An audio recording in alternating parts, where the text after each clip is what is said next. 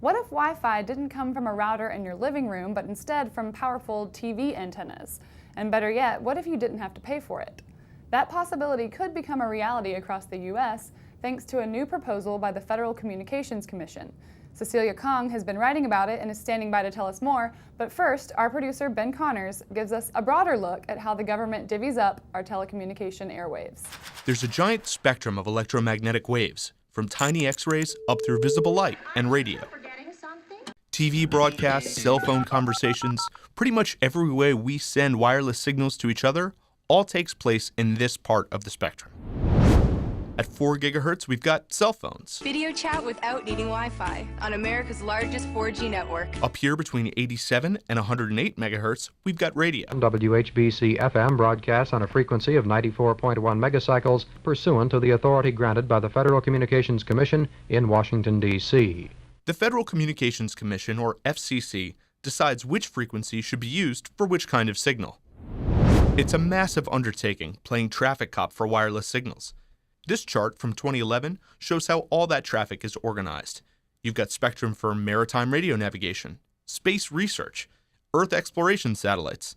The list goes on. Now the FCC is thinking about taking this little sliver of the spectrum, and instead of selling it to a TV station or mobile carrier, designating it for public internet signals that could someday cross the country. We have Cecilia Kang here. She's been writing about this. So zooming out to the bigger picture here, in layman's terms, if you will, what is the FCC proposing? So the FCC wants to take airwaves that are currently used by television stations to air their programs and repurpose them in a way where there is no real owner of the airwaves, that it's unlicensed, in other words. So anybody who wants to connect to these airwaves and create wireless connections can, be that a company, be that a city, be that a very enterprising, consumer in some way. Somebody will build out the hotspots, build out the network, if you will, the access points, and you can access these airwaves for wireless use. And so people would be able to access these without, paying a monthly cell phone bill or something like that. But you say that the idea of this being free gets a little bit tricky. It's tricky in the sense that it's not literally free. I can't project in the future whether you will, in the city of Arlington, be able to have like an Arlington free network, but it's a possibility for sure. If the city decided to build that out and make it free, they could.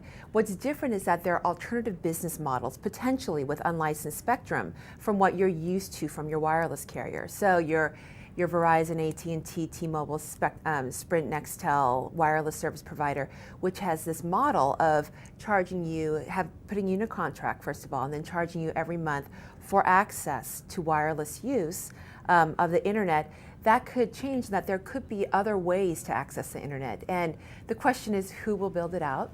Will it be a private company like a Microsoft or a Google, or will it be a city? So the idea of free itself is not quite literally like the government saying we want to create free networks for everybody, but it's free compared to the sense that these airwaves are not going to be sold to a commercial carrier. And people have tried free Wi-Fi in the past. Why didn't it work? Well, these airwaves are different. It's more powerful, these airwaves. The spectrum can travel farther.